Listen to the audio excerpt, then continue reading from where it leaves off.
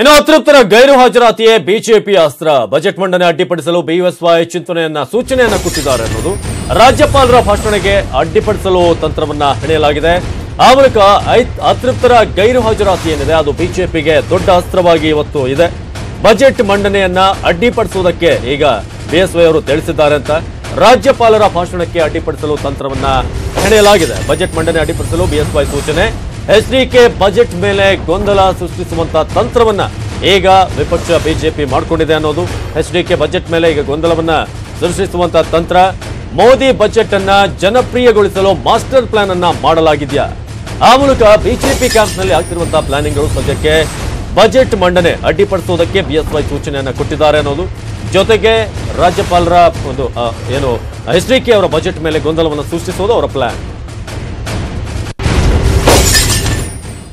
ಇನ್ನು ನಿನ್ನೆ ಮಾತನಾಡಿದ ಬಿಎಸ್ ಯಡಿಯೂರಪ್ಪ, ನಾವು ಸರ್ಕಾರವನ್ನ ಅಸ್ಥಿರಗೊಳಿಸ್ತಾ ಇಲ್ಲ, ಮೊದಲು ಅವರ ಶಾಸಕರನ್ನ ಭದ್ರ ಮಾಡ್ಕೊಳ್ಳಿ, ನಮ್ಮ ಮೇಲೆ ಆರೋಪ ಮಾಡುವುದು ಸರಿಯಲ್ಲ ಅಂತ ಹೇಳಿದ್ರು.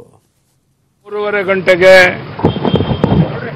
ಬಿಜೆಪಿ ಆಫೀಸಲ್ಲಿ ಭಾರತೀಯ ಜನತಾ ಪಾರ್ಟಿ ಎಲ್ಲ ಶಾಸಕಾಂಗ ಪಕ್ಷದ ಸಭೆ ಇದೆ. ಡೆಲ್ಲಿಯಿಂದ ನಮ್ಮ ರಾಮಲಾಲ್ಜಿ ಆಗಲೇ ಬಂದಿದ್ದಾರೆ. ಅವರು ಸಹ ಸಭೆಯಲ್ಲಿ ಶಾಸಕರನ್ನು ಉದ್ದೇಶಿಸಿ ಮಾತನಾಡ್ತಾರೆ. ಇವತ್ತು ಬೆಳಗ್ಗೆಯಿಂದ ಒಂದು 25 ಜನ ಪ್ರಮುಖ ಶಾಸಕರನ್ನ ಕರೆಸ್ಕೊಂಡು ಬರುವಂಥ 3-4 ದಿವಸ ನಮ್ಮ ಸ್ಟ್ರಾಟಜಿ ಏನಿರಬೇಕು ವಿಧಾನಸಭೆ ಒಳಗಡೆ ಈ ಬಗ್ಗೆ ಚರ್ಚೆಗಳಾಯಿತು.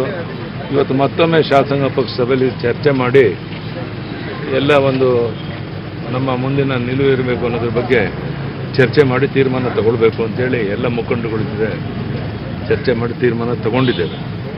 ಸೊ ಇವತ್ತು 3:30ರಿಂದ 4 ಗಂಟೆಗೆ ಬಾಲು ಶಾಸಕಾಂಗ ಪಕ್ಷ ಸಭೆ. ದೇವೇಗೌಡರು ಈ ದೇಶದ ಮಾಜಿ ಪ್ರಧಾನಿಗಳು. ನಿಮ್ಮ ಶಾಸಕರನ್ನ ಗಟ್ಟಿಯಾಗಿ ನಿಮ್ಮ ಜೊತೆಗೆ ಇಟ್ಕೊಂಡ್ರೆ ಕಾಂಗ್ರೆಸ್ JDSನವರು ನಾವು ಬೀಳಿಸೋ ಪ್ರಶ್ನೆಯಲ್ಲಿ ಬರುತ್ತೆ. ಅನಗತ್ಯವಾಗಿ ನಿಮ್ಮನೆಯಲ್ಲಿರುವಂಥ ನಿಮ್ಮ ಸಿಬ್ಬಂದಿಗಳನ್ನು ನಿಮ್ಮ ಶಾಸಕರನ್ನ ಗಟ್ಟಿಯಾಗಿ ಇಟ್ಕೊಳ್ದೇನೆ ಯಡಿಯೂರಪ್ಪನ ಮೇಲೆ ಬಿಜೆಪಿ ಮೇಲೆ ಆರೋಪ ಮಾಡೋದಂಥದ್ದು ಎಷ್ಟು ಮಟ್ಟಕ್ಕೆ ಸರಿ ಅಂತ ಮಾಜಿ ಪ್ರಧಾನಿ ದೇವೇಗೌಡರು ಕೇಳಕ್ಕೆ ನಾನು ಇಚ್ಛೆ ಪಡ್ತೀನಿ. ಸರ್, ಈಗ ಬಜೆಟ್ ಮಂಡನೆ ಆಗಲ್ಲ ಅಂತ ಸಾಕಷ್ಟು ನಿಮ್ಮ ನಾಯಕರುಗಳು ಕೂಡ ನಾನು ಹೇಳ್ತಾ ಇದ್ದೇನೆ, ಈ ರೀತಿಯ ಹೇಳಿಕೆಗಳನ್ನು ಯಾರೂ ಕೊಡಬಾರ್ದು. ಬಜೆಟ್ ಮಂಡನೆ 8ನೇ ತಾರೀಕು ಕುಮಾರಸ್ವಾಮಿ ಅವರು ಮಾಡೋಕ್ಕೆ ದಿನಾಂಕ ನಿಶ್ಚಯ ಆಗಿದೆ. ನಾಳೆ ರಾಜ್ಯಪಾಲರ ಜಂಟಿ ಅಧಿವೇಶನ ಇದೆ. ಯಾವ್ಯಾವ ಸಂದರ್ಭದಲ್ಲಿ ನಮ್ಮ ನಿಲುವೇನು ಇರಬೇಕು ಅನ್ನೋದನ್ನ ನಾವು ಶಾಸಕಾಂಗ ಪಕ್ಷ ಸಭೆಯಲ್ಲಿ ಕುಂತ್ಕೊಂಡು ಚರ್ಚೆ ಮಾಡಿ ತೀರ್ಮಾನ ತಗೊಳ್ತೀವಿ. ಇನ್ನು ರಾಜ್ಯಪಾಲರ ಭಾಷಣದ ಮೇಲೆ ನಮ್ಮ ನಡೆ ನಿರ್ಧಾರ. ಪರಿಷತ್ ವಿಪಕ್ಷ ನಾಯಕ ಶ್ರೀನಿವಾಸ್ ಪೂಜಾರಿ ಹೇಳಿಕೆಯನ್ನು ಕೊಟ್ಟಿದ್ದಾರೆ. ಅಧಿವೇಶನ ಸರಾಗವಾಗಿ ನಡೆಯಬೇಕು ಅನ್ನೋದು ನಮ್ಮ ಆಸೆ ಕೂಡ ಅಂತ ಕೋಟಾ ಶ್ರೀನಿವಾಸ್ ಪೂಜಾರಿ ಹೇಳಿಕೆಯನ್ನು ಕೊಟ್ಟಿರೋದು. ರಾಜ್ಯಪಾಲರ ಭಾಷಣದ ಮೇಲೆ ನಮ್ಮ ನಡೆ ನಿರ್ಧಾರವಾಗುತ್ತೆ. ಪರಿಷತ್ ವಿಪಕ್ಷ ನಾಯಕ ಕೋಟಾ ಶ್ರೀನಿವಾಸ್ ಪೂಜಾರಿ ಹೇಳಿಕೆಯನ್ನು ಕೊಟ್ಟಿದ್ದಾರೆ. ಅಧಿವೇಶನ ಯಾವುದೇ ತೊಂದರೆ ಇಲ್ಲದೆ ನಡೀಬೇಕು ಅನ್ನೋದು ನಮ್ಮ ಆಸೆ ಕೂಡ. ನಾವು ಯಾವುದೇ ಒಂದು ತೊಂದರೆಯನ್ನ ಮಾಡೋದಿಲ್ಲ. ಪ್ರತಿಪಕ್ಷವಾಗಿ ಸಮರ್ಥವಾಗಿ ಅಧಿವೇಶನದಲ್ಲಿ ಭಾಗಿಯಾಗ್ತೀವಿ ಅಂತ ಕೋಟಾ ಶ್ರೀನಿವಾಸ್ ಪೂಜಾರಿ ಹೇಳಿದ್ದಾರೆ. ರಾಜ್ಯಪಾಲರ ಭಾಷಣಕ್ಕೆ ಅಡ್ಡಿಪಡಿಸುವಂತ ಯಾವುದೇ ಯೋಚನೆಯನ್ನು ನಾವು ಮಾಡಿಲ್ಲ ಅಂತ ಯಾವುದೇ ಪ್ಲಾನ್ ಇಲ್ಲ. ರಾಜ್ಯದ ಜ್ವಲಂತ ಸಮಸ್ಯೆಗಳ ಬಗ್ಗೆ ಸದನದಲ್ಲಿ ಧ್ವನಿ ಆಗ್ತೀವಿ ಅಂತ ಈಗ ಅವರು ಹೇಳಿದ್ದಾರೆ. ಇವತ್ತು ಜಂಟಿ ಅಧಿವೇಶನ ನಡೆಯುತ್ತೆ. ಸ್ವಾಭಾವಿಕವಾಗಿ ರಾಜ್ಯಪಾಲರು ಜಂಟಿ ಅಧಿವೇಶನ ಉದ್ದೇಶಿಸಿ ಭಾಷಣ ಮಾಡ್ತಾರೆ. ರಾಜ್ಯಪಾಲರ ಭಾಷಣದಲ್ಲಿರುವಂತಹ ಸಾರಾಂಶವನ್ನು ಗಮನದಲ್ಲಿಟ್ಟುಕೊಂಡು ಪ್ರತಿಪಕ್ಷವಾಗಿ ಬಜೆಟ್ ಅಧಿವೇಶನಕ್ಕೆ ಸಂಬಂಧಪಟ್ಟಂತೆ ಮತ್ತು ನಾಳೆ ರಾಜ್ಯಪಾಲರ ಭಾಷಣದ ವಿಚಾರದಲ್ಲಿ ಚರ್ಚೆಗೆ ಸಂಬಂಧಪಟ್ಟಂತೆ ವಿಚಾರಗಳ ಬಗ್ಗೆ ಯೋಚನೆಯನ್ನು ತಂತ್ರಗಳನ್ನು ಮಾಡ್ತೇವೆ. ಯಾವ ಹೆಜ್ಜೆ ಇಲ್ಲ. ಪ್ರತಿಪಕ್ಷವಾಗಿ ಪ್ರಬಲವಾಗಿ ಕೆಲಸ ಮಾಡಬೇಕು ಅನ್ನೋದು ನಮ್ಮ ಇರಾದೆ ಇದೆ. ನಾಳೆ ರಾಜ್ಯಪಾಲರು ಮತ್ತು ಬಜೆಟ್ನ ವಿಚಾರಗಳನ್ನು ಮುಂದಿಟ್ಟುಕೊಂಡು ನಾವು ಸದನವನ್ನು ಯಾವ ರೀತಿ ಮುನ್ನಡೆಸಬೇಕು ಅನ್ನೋದ್ರ ಬಗ್ಗೆ ಯೋಚನೆ ಮಾಡ್ತೇವೆ. ಸರ್ಕಾರದ ಎಲ್ಲ ಸಮಸ್ಯೆಗಳನ್ನು, ಸರ್ಕಾರದ ಗೊಂದಲಗಳನ್ನು ತೆರೆದಿಡುವಂಥ ಪ್ರಯತ್ನಗಳನ್ನು ಮಾಡ್ತೇವೆ. ಪ್ರತಿಪಕ್ಷವಾಗಿ ಅತ್ಯಂತ ಪ್ರಬಲವಾಗಿ ಸರ್ಕಾರಕ್ಕೆ ವಿರೋಧ ಮಾಡುವಂಥ ಕೆಲಸವನ್ನು. ಈ ಬಗ್ಗೆ ರಮೇಶ್ ಹಿರೇಜಂಬೂರು ಹೆಚ್ಚಿನ ಮಾಹಿತಿಯನ್ನು ಕೊಡ್ತಾರೆ. ರಮೇಶ್, ಇದೀಗ ಬಿಜೆಪಿಯ ಪ್ಲಾನ್ ಏನು? ಸದ್ಯಕ್ಕೆ ಇವತ್ತಿನ ದಿನ ಏನೇನು ಒಂದು ಯೋಚನೆ ಇಟ್ಕೊಂಡಿದ್ದಾರೆ, ಯಾವ ರೀತಿಯಾಗಿ ಮುನ್ನಡೀತಾರೆ ಅಂತ? ಅವಿನಾಶ್, ಇವತ್ತು ಬಿಜೆಪಿ ಏನು ತನ್ನ ಪ್ರತಿಪಕ್ಷವಾಗಿ ಸದನದಲ್ಲಿ ತನ್ನ ಕರ್ತವ್ಯವನ್ನು ನಿರ್ವಹಿಸಲಿಕ್ಕೆ ಒಂದು ರೀತಿಯ ಅಣಿಯಾಗಿದ್ದರೆ, ಮತ್ತೊಂದು ಕಡೆಯಲ್ಲಿ ಮುಂದಿನ ದಿನಗಳಲ್ಲಿ ಅಂದರೆ ಇವತ್ತಿನ ರಾಜ್ಯಪಾಲರ ಭಾಷಣದ ನಂತರ ಮುಂದೇನು ಮಾಡಬೇಕು ಅನ್ನೋ ರಣತಂತ್ರದ ಬಗ್ಗೆ ಕೂಡ ಬಿಜೆಪಿ ಸಜ್ಜಾಗಿ ಕುಳಿತಿದೆ ಅಂತ ಹೇಳ್ಬೋದು. ಇವತ್ತು ಸಂಜೆ ಮತ್ತೆ ಬಿಜೆಪಿ ಶಾಸಕಾಂಗ ಪಕ್ಷ ಸಭೆ ಕರೆಯುವಂಥ ಸಾಧ್ಯತೆ ಇದೆ. ಆದರೆ ಬೆಳಗ್ಗೆ ಸುಮಾರು 11 ಗಂಟೆಗೆ ಇನ್ನೇನು ಕೆಲವೇ ಕ್ಷಣಗಳಲ್ಲಿ ಅಧಿವೇಶನ ಆರಂಭವಾಗುತ್ತೆ. ರಾಜ್ಯಪಾಲರು ಪೂರ್ವ ಏನು ಗೇಟ್ ಇದೆಯೋ ಅಲ್ಲಿಂದ ಅವರು ವಿಧಾನಸಭೆಯ ಒಳಗಡೆ ಪ್ರವೇಶವನ್ನು ಮಾಡ್ತಾರೆ. ಸೊ ಆ ಪ್ರವೇಶ ಮಾಡಿದ ನಂತರವೇ ಅವರು ರಾಜ್ಯಪಾಲರ ಭಾಷಣ ಆರಂಭ ಆಗುತ್ತೆ. ರಾಜ್ಯಪಾಲರ ಭಾಷಣದ ಸಂದರ್ಭದಲ್ಲಿ ರಾಜ್ಯಪಾಲರು ಏನೆಲ್ಲ ವಿಷಯಗಳನ್ನ ಪ್ರಸ್ತಾಪ ಮಾಡ್ತಾರೋ ಎಲ್ಲ ವಿಷಯಗಳನ್ನ ತುಂಬಾ ಸೂಕ್ಷ್ಮವಾಗಿ ಗಮನಿಸಲಿಕ್ಕೆ ಬಿಜೆಪಿ ಸಜ್ಜಾಗಿರುವಂತದ್ದು. ಯಾಕೆಂದ್ರೆ ಅದು ಅಡ್ಡಿಪಡಿಸಲಿಕ್ಕೆ ಹೋದ್ರೆ ಅದು ರಾಜ್ಯಪಾಲರಿಗೆ ಅಗೌರವ ತೋರಿದಂತೆ. ಸೊ ಆ ಕಾರಣಕ್ಕಾಗಿ ರಾಜ್ಯಪಾಲರ ಭಾಷಣಕ್ಕೆ ಅಡ್ಡಿಪಡಿಸುವಂಥದ್ದು ಬೇಡ. ಆದ್ರೆ ರಾಜ್ಯಪಾಲರ ಭಾಷಣದಲ್ಲಿ ಏನೆಲ್ಲ ಅಂಶಗಳಿರ್ತವೆ, ಜೊತೆಗೆ ಸರ್ಕಾರ ಇಕ್ಕಟ್ಟಿಗೆ ಸಿಲುಕಿಸಲಿಕ್ಕೆ ಬೇಕಾದಂತಹ ಅಂಶಗಳೇನಾದರೂ ಅದರಲ್ಲಿ ಇದೆಯಾ ಅನ್ನುವಂಥದ್ದನ್ನ ಸೂಕ್ಷ್ಮವಾಗಿ ಬಿಜೆಪಿ ಗಮನಿಸಲಿಕ್ಕೆ ಸಜ್ಜಾಗಿದೆ. ಇದರ ಜೊತೆಯಲ್ಲಿ ರೆಬಲ್ ಶಾಸಕರು ಇವತ್ತು ಸದನಕ್ಕೆ ಬರ್ತಾರಾ ಇಲ್ವಾ ಅನ್ನೋಂಥದ್ದು ಕೂಡ ತೀವ್ರ ಕುತೂಹಲವನ್ನು ಕೆರಳಿಸ್ತಾ ಇರುವಂತದ್ದು. ಸೊ ಅದನ್ನ ಅಸ್ತ್ರವಾಗಿ ಬಳಸಿಕೊಳ್ಳಲಿಕ್ಕೆ ಬಿಜೆಪಿ ಸಜ್ಜಾಗಿರುವಂತದ್ದು. ಸೊ ಆ ಕಾರಣಕ್ಕಾಗಿ ಈಗಾಗಲೇ ಗೋಕಾಕ್ ಶಾಸಕ ರಮೇಶ್ ಜಾರಕಿಹೊಳಿ, ನಾಗೇಂದ್ರ ಕಮಟಳ್ಳಿ ಮತ್ತು ಉಮೇಶ್ ಜಾಧವ್ ಈ 4 ಜನ ಶಾಸಕರು ಸದನಕ್ಕೆ ಬರುವಂತ ಸಾಧ್ಯತೆ ಬಹಳಷ್ಟು ಕಡಿಮೆ ಇದೆ. ಅದರ ಜೊತೆಯಲ್ಲಿ ಆನಂದ್ ಸಿಂಗ್ ಅನಾರೋಗ್ಯದ ಹಿನ್ನೆಲೆಯಲ್ಲಿ ಅವರು ಕೂಡ ಗೈರಾಗುವಂಥದ್ದು ಒಂದು ಕಡೆ ಆದ್ರೆ, ಮತ್ತೊಂದು ಕಡೆ ರೌಡಿ ಶಾಸಕ ಕಂಪ್ಲಿ ಗಣೇಶ್ ಕೂಡ ಸದನಕ್ಕೆ ಬರುವಂತ ಸಾಧ್ಯತೆ ಕಡಿಮೆ ಅನ್ನುವಂಥ ಮಾತುಗಳು ಇದೀಗ ಲೇಟೆಸ್ಟ್ ಸಿಗ್ತಾ ಇರ್ತಕ್ಕಂಥದ್ದು. ಸೊ ಎಲ್ಲ ಅಂಶಗಳನ್ನ ಸದನದಲ್ಲಿ ಬಳಸಿಕೊಂಡು ತಮಗೆ ರಾಜಕೀಯ ಲಾಭವನ್ನು ಪಡೆಯಲಿಕ್ಕೆ ಬೇಕಾದಂತ ರಣತಂತ್ರವನ್ನ ಬಿಜೆಪಿ ಮಾಡ್ತಾ ಇರುವಂತದ್ದು.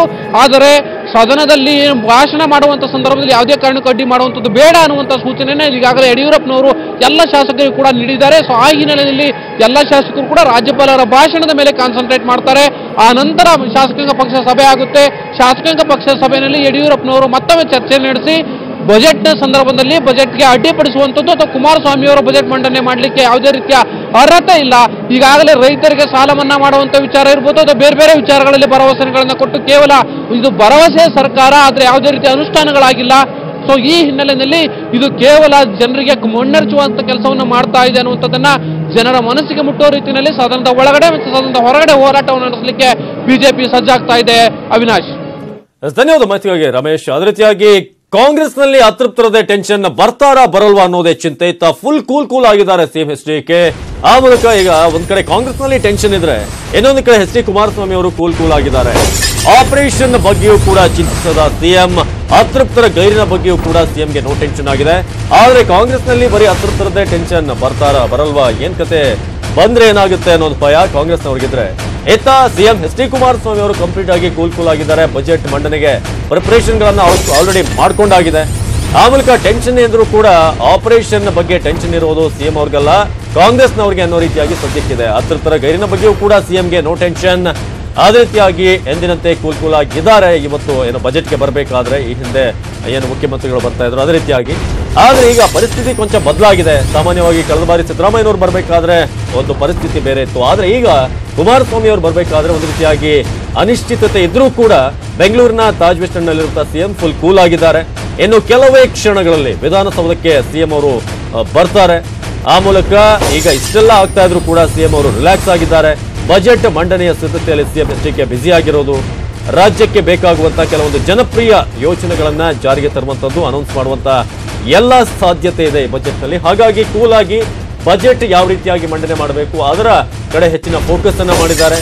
ಉಳಿದಂತದ್ದು ಈಗ ಕಾಂಗ್ರೆಸ್ ನಾಯಕರಿಗೆ ಟೆನ್ಷನ್, ಏನು ಆಪರೇಷನ್ ವಿಚಾರ ಇರ್ಬೋದು, ಕಾಂಗ್ರೆಸ್ ಅತೃಪ್ತ ಶಾಸಕರ ವಿಚಾರ, ಇದೆಲ್ಲವೂ ಕೂಡ ಕಾಂಗ್ರೆಸ್ಗೆ ಒಂದು ರೀತಿಯಾಗಿ ಹೆಚ್ಚಿನ ಟೆನ್ಷನ್ ಆಗಿದೆ. ಆದ್ರೆ ಜೆಡಿಎಸ್ ಕ್ಯಾಂಪ್ ಸದ್ಯಕ್ಕೆ ಕೂಲ್ ಆಗಿರೋ ಹಾಗೆ ಕಾಣ್ತಾ ಇದೆ. ಇನ್ನು ಕೆಲವೇ ಕ್ಷಣಗಳಲ್ಲಿ ವಿಧಾನಸೌಧಕ್ಕೆ ಸಿಎಂ ಅವರು ಆಗಮಿಸುತ್ತಾರೆ. ಬಜೆಟ್ ಜಂಟಿ ಅಧಿವೇಶನ ಆರಂಭವಾಗುತ್ತೆ.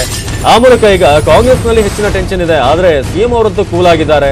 ಯಾವುದೇ ರೀತಿಯಂತ ಟೆನ್ಷನ್ ಇಲ್ಲ. ನಮ್ಮ ಶಾಸಕರ ಬಗ್ಗೆ ನಮಗೆ ನಂಬಿಕೆ ಇದೆ, ಯಾವುದೇ ಒಂದು ಟೆನ್ಷನ್ ಇಲ್ಲ ನಮಗೆ. ಎಲ್ಲರೂ ಕೂಡ ಬಿಜೆಪಿಯ ಯಾವುದೇ ಆಫರ್ ಇರಲಿ ಅದಕ್ಕೆ ನಮ್ಮ ಶಾಸಕರು ಬಗ್ಗೋದಿಲ್ಲ. ಇನ್ನು ಕೆಲವೇ ಕ್ಷಣಗಳಲ್ಲಿ ವಿಧಾನಸೌಧಕ್ಕೆ ಸಿಎಂ ಅವರು ಬರ್ತಾರೆ. ತುಂಬಾ ರಿಲ್ಯಾಕ್ಸ್ ಆಗಿದ್ದಾರೆ. ಇವತ್ತಿನ ಬಜೆಟ್ ಬಗ್ಗೆ ಅವರ ಫೋಕಸ್ ಇದೆ. ಆ ಮೂಲಕ ಈಗ 4 ಕಡೆಯಿಂದ ನೋಡ್ತಾ ಇದೀವಿ ಯಾವ ರೀತಿ ಆಗಿದ್ರೆ ಅಂತ. ಒಂದ್ ಕಡೆ ಅಧಿವೇಶನಕ್ಕೆ ಸಿದ್ಧತೆ, ಇನ್ನೊಂದ್ ಕಡೆ ಅತೃಪ್ತ ಶಾಸಕರು, ಬಿಜೆಪಿ, ಕಾಂಗ್ರೆಸ್ ಮತ್ತು ಜೆಡಿಎಸ್ ನ ಆಂಗಲ್ಗಳು. ಕೃಷ್ಣ ಈ ಬಗ್ಗೆ ಹೆಚ್ಚಿನ ಮಾಹಿತಿಯನ್ನ ನೀಡ್ತಾರೆ. ಕೃಷ್ಣ, ಇದೀಗ ಇಷ್ಟೆಲ್ಲ ಆಗ್ತಾ ಇದ್ರು ಕೂಡ ಒಂದ್ ಕಡೆ ಸಿಎಂ ಅವರ ಫೋಕಸ್ ಬಜೆಟ್ ಕಡೆ ಇದೆ ಅಂತ ಕೂಲ್ ಆಗಿದ್ದಾರೆ ಅಂತ. ಸದ್ಯಕ್ಕೆ ಏನ್ ಮಾಡ್ತಿದ್ದಾರೆ, ಎಷ್ಟೊತ್ತಿಗೆ ಬರುವಂತ ನಿರೀಕ್ಷೆ ಇದೆ ವಿಧಾನಸೌಧಕ್ಕೆ? ಅವಿನಾಶ್, ಮುಖ್ಯವಾಗಿ ಕಾಂಗ್ರೆಸ್ ನಾಯಕರು ಅತೃಪ್ತ ಶಾಸಕರು ಸದನಕ್ಕೆ ಬರ್ತಾರಾ ಅನ್ನುವಂತ ಚಿಂತೆಯಲ್ಲಿದ್ದಾರೆ. ಮತ್ತೊಂದು ಕಡೆ ಮುಖ್ಯಮಂತ್ರಿ ಎಚ್ ಡಿ ಕುಮಾರಸ್ವಾಮಿ ಅವರು ಇದ್ರ ಬಗ್ಗೆ ಯಾವುದಕ್ಕೂ ಕೂಡ ತಲೆ ಕೆಡಿಸಿಕೊಂಡಿಲ್ಲ. ಮುಖ್ಯವಾಗಿ ರಾಜ್ಯದ ಬಜೆಟ್ ಮಂಡನೆ ವಿಚಾರವಾಗಿ ಅವರು ಆ ಒಂದು ಬಗ್ಗೆ ಒಂದು ಗಮನ ಕೊಟ್ಟಿರುವಂತದ್ದು. ಈಗಾಗಲೇ ಮುಖ್ಯಮಂತ್ರಿ ಎಚ್ ಡಿ ಕುಮಾರಸ್ವಾಮಿ ಅವರು ಬೆಂಗಳೂರಿನ ತಾಜ್ ವೆಸ್ಟ್ ಎಂಡ್ ಹೋಟೆಲ್ ನಲ್ಲಿದ್ದಾರೆ. ಅವರು ಇನ್ನೇನು ಕೆಲವೇ ಕ್ಷಣಗಳಲ್ಲಿ ವಿಧಾನಸೌಧಕ್ಕೆ ತೆರಳ್ತಾ ಇರುವಂತದ್ದು. ಮುಖ್ಯವಾಗಿ ವಿಧಾನಸೌಧದಲ್ಲಿ ರಾಜ್ಯಪಾಲರ ಜಂಟಿ ಅಧಿವೇಶನ ಉದ್ದೇಶಿಸಿ ಭಾಷಣ ಮಾಡ್ತಾರೆ. ಆ ಒಂದು ಭಾಷಣಕ್ಕೆ ಇದೀಗ ಮುಖ್ಯಮಂತ್ರಿ ಎಚ್ ಡಿ ಕುಮಾರಸ್ವಾಮಿ ಇನ್ನೇನು ಕೆಲವೇ ಕ್ಷಣಗಳಲ್ಲಿ ತೆರಳ್ತಾ ಇದ್ದಾರೆ. ಮುಖ್ಯವಾಗಿ ಈಗಾಗಲೇ ಬಜೆಟ್ ಮಂಡನೆ ವಿಚಾರವಾಗಿ ಈಗಾಗಲೇ ಸಾಕಷ್ಟು ಸಿದ್ಧತೆಯನ್ನ ಮುಖ್ಯಮಂತ್ರಿ ಎಚ್ ಡಿ ಕುಮಾರಸ್ವಾಮಿ ಅವರು ಮಾಡ್ಕೊಳ್ತಾ ಇದ್ದಾರೆ. ಮುಖ್ಯವಾಗಿ ನಾಳಿದ್ದು ಬಜೆಟ್ ಮಂಡನೆ ಆಗ್ತಾ ಇದೆ ಶುಕ್ರವಾರ.